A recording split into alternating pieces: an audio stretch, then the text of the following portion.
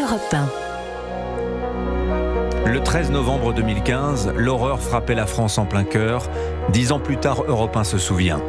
Aujourd'hui, nous rendons hommage à ces victimes du terrorisme islamiste.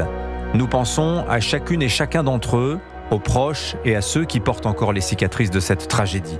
Toute la journée sur Europe 1, les noms des 130 disparus seront cités en leur mémoire. Micheli Gil Jaimes, Christophe Lelouch, Alban Denuy, Vincent de Toc, Romain Didier, Fabrice Dubois. Nous ne vous oublierons jamais.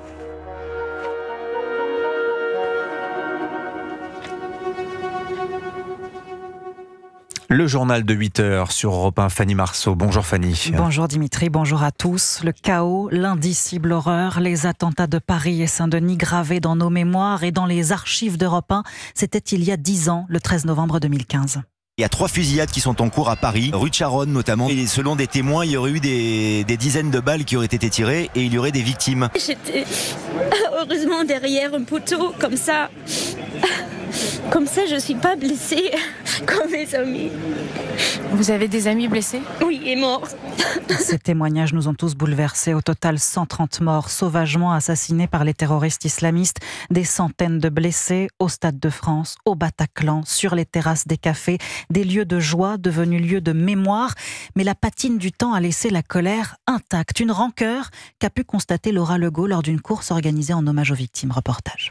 Ils l'ont ma haine, ils l'auront toute ma vie. 10 ans plus tard, Audrey est toujours autant révoltée contre les terroristes, à rebours de certains plus conciliants. Là, il y a une pièce de théâtre en ce moment, vous n'aurez pas ma haine. Quand je lis cette phrase, moi ça me tue. J'ai aucune honte à dire que je leur en veux, que je leur en voudrais tout le temps et que vraiment il faut les combattre jusqu'au dernier, quoi. Les terroristes islamistes, c'est hallucinant qu'on puisse leur pardonner ou essayer de les comprendre, quoi. C'est dingue. Pas question non plus d'excuser les auteurs de ces crimes pour François, 63 ans. J'aurais pas trop de pitié pour ces gens-là. Autant je sais qu'il y a des gens qui ont été dans les attentats et qui ont pardonné, mais sur le fond, je trouve pas ça acceptable. Cette colère traverse toutes les générations. Sacha, 19 ans, est venu se recueillir place de la République.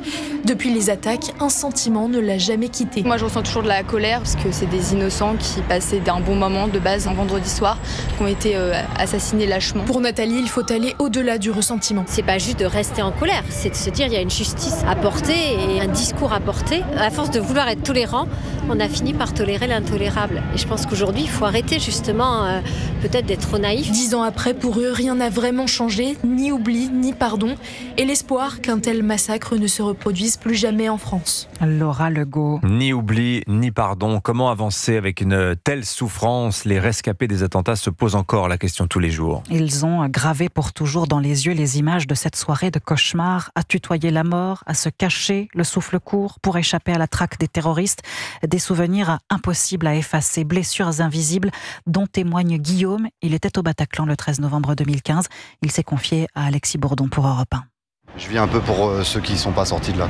Devant le Bataclan, Guillaume n'a rien oublié des attentats. Pour échapper aux balles, ce soir-là, ce fan de rock réussit à se hisser jusque dans le faux plafond de la salle de spectacle.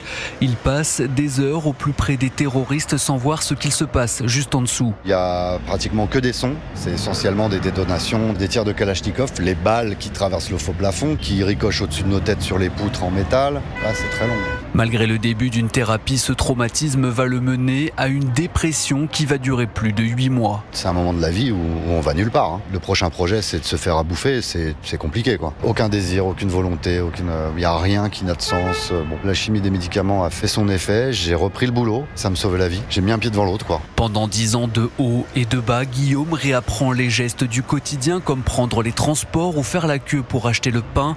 Il le sait, il gardera sur lui cette cicatrice. Elle est là toujours, elle est refermée, elle gratte de temps en temps. Ouais, on est marqué à vie, bien sûr. Guillaume a mis une décennie à prendre la parole publiquement. Il est convaincu que cela va l'aider à tourner la page définitivement.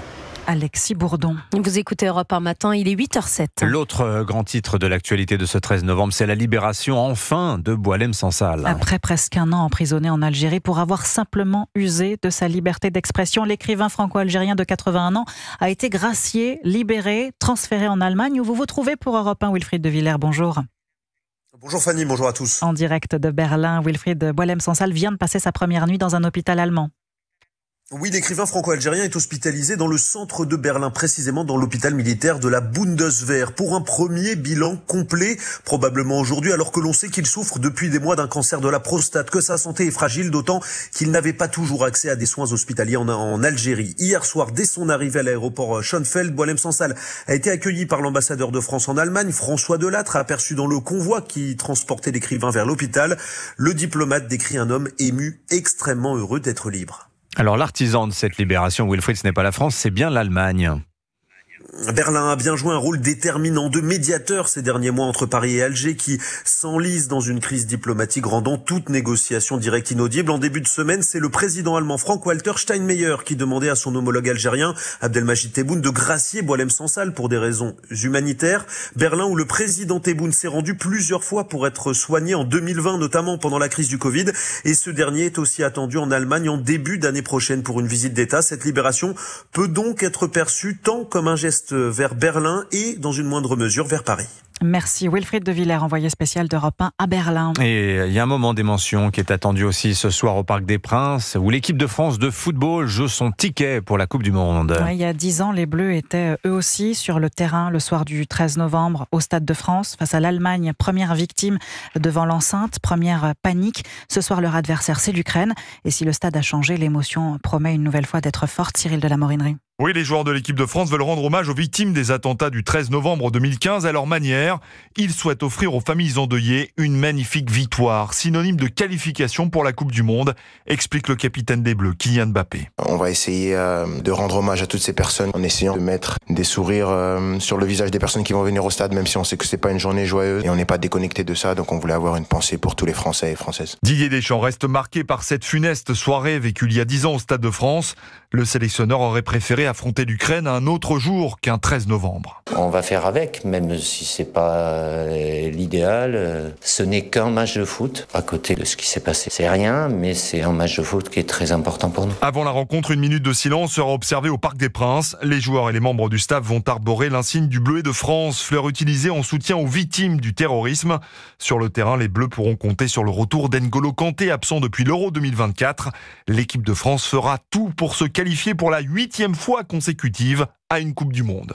Cyril de la Morinerie, en ce 13 novembre, de nombreuses cérémonies d'hommage prévues aujourd'hui à Paris et Saint-Denis. Dès 11h ce matin, le bourdon de toutes les églises de la capitale, y compris Notre-Dame de Paris, va sonner en chœur entre 17h57 et 18h02 en hommage aux victimes. Merci Fanny Marceau, c'était votre journal. Restez avec nous sur Europe 1. Dans un instant, le maire d'hiver droite de Béziers, Robert Ménard, est l'invité de Sonia Mabrouk. Bon réveil avec Europe 1.